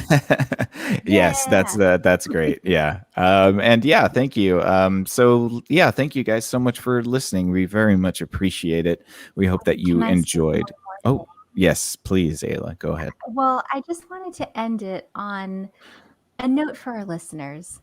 To those of you out there, one of the coolest things, and to Nick and Keelan and Mike, one of the things that I thought was really cool about this documentary was the idea of humans through meditation as ambassadors. And it was kind of like an empowering idea. And I think to Nick's point, if it were all true, what a concept that we could somehow initiate contact on our level, bypassing, all the structures that be, and then advocate for like our planet or propel our consciousness some way or engage in dialogue with some other entity. So yeah, definitely watch the show. And I don't know if either of you guys thought that was kind of a cool concept that like Yeah. we could be little earthling ambassadors. Well, I think that that's the only way that it's going to work, because they established at the beginning of this documentary that the power structures are going to treat this as a threat. And if we do not want them to treat it as a threat, we're going to have to get out before them and start making contact and saying, hey, we don't want to hurt you guys, just so you know, so that they can understand that there is a contingency of humans that perhaps are looking at them as a threat, but the rest of us don't necessarily perceive them as a threat. But it's a lot of ambassadors, though. It is, and it would be very confusing, but it's better than having, in my personal experience, I think, or personal opinion, I think it's better than having the military-industrial complex be the ambassadors. Now, I do want to comment on with Mike saying that. It brings me to a thought I had. If everyone is being taught these same tools, what are the chances that one of the people or some of the people that are communicating are psychopaths? Yeah. Or pedophiles? Or murderers? Yeah. Well, they might not, at least within the theory of the documentary, you can't do that because you're not pure of heart. You're right. I forgot about the purity. You'd be summoning demons instead of angels. Right. Unless you can kill somebody with a pure of heart. But, that's a whole different argument. Yeah. Whole different conversation. And the Aztecs they want their method back. They want and for the record, as far as those would be demons and or I have a whole concept on that we could talk about at a different time too. Oh yeah. Yeah, we'll definitely have to get into an angels and demons discussion for sure, because I think that it parallels this for sure. Mm-hmm. Well, and to talk about like what Keelan was saying, like, what if you're making contact and you make contact and you're like, oh, this is dope. And then all of a sudden you just hear in your mind, mahi, maho. That song? And like some random song pops into your head and you're like, oh no, I didn't mean to think that. And then you're like losing it. And the aliens are like, what is this dud? And you're like, no. My one chance. One chance. Yeah. And you ruin it. Yeah. Yeah. Well, I think that's going to wrap it up for us this evening. I thank all of you guys for listening. We very much appreciate it. I want to give a special shout out to our buddy, Mike, Big Mike. We miss you. And we're definitely going to invite you for a barbecue sometime soon. Stay tuned, because I think we might all at sometime in this summer go out to Joshua Tree and try to summon some UFOs. So we might be doing that as a group this summer, and if we do that, I will make sure that we record our expedition, and we'll let you know if we find any. But yes, thank you guys so much for listening. Please consider giving us a follow on YouTube. It would really help us out. youtube.com/exofathom. Please consider leaving us a comment, any feedback you might have. I want to give a special thanks to Keelan. Thanks so much, man, for coming. We really appreciated you in this conversation today. If you want to check out what Keelan does with his podcast, If Numbers Could Talk, that's on at Tuesday nights, tomorrow night at 6 p.m. Please make sure that you go check out his YouTube page and his Facebook page. They are all at If Numbers Could Talk. He's also a part of the Thinkering Network, so you can catch his podcast on the Thinkering Talks page on Facebook as well. Thank you so much, Keelan, for coming, man. We really appreciate it. Thanks for having me. I appreciate you guys. Absolutely. Absolutely. And thank you to Mike and Ayla, as always. You guys, always very great conversations with you, and definitely enjoyed experiencing this documentary with you guys. So thank you both. Yeah, thanks for having us. Yeah, of course. So I think that's it for us, guys. We really hope that you enjoyed this episode. And until next time, Cognauts, you stay out there, and we will catch you on the next Exofathom. Good night. Peace. Later. Keelan, you can say goodbye too. Bye, guys. Yeah, nice. Nailed it. Bye, guys.